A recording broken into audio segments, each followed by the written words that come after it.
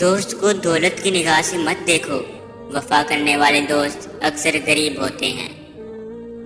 یہ دنیا بھی کتنی عجیب ہے، ایماندار کو بیوقوف، بے ایمان کو عقل مند اور بے حیا کو خوبصورت کہتی ہے۔ جس سے محبت کی جائے اس سے مقابلہ نہیں کیا جاتا۔ کسی کو پا لینا محبت نہیں، بلکہ کسی کے دل میں جگہ بنا لینا محبت ہے۔ 3 انسان 3 چیزوں سے محروم رہیں گے: غصے والا صحیح فیصلے سے، جھوٹا عزت سے، اور جلد باز کامیابی سے۔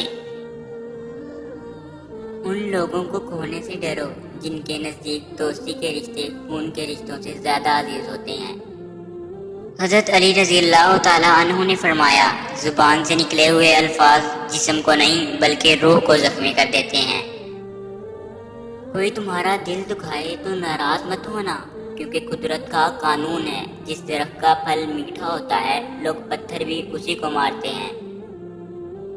جس درخت کی لکڑی نرم ہوگی اس کی شاخیں زیادہ ہوں گی۔ بس نرم طبیعت اور نرم گفتار بن جاؤ تاکہ تمہارے چاہنے والے زیادہ ہوں۔ حضرت علی رضی اللہ تعالیٰ عنہ نے فرمایا، ہمیشہ ایسے شخص کو چنا کرو جو آپ کو عزت دے، کیونکہ عزت محبت سے کہیں زیادہ خاص ہوتی ہے۔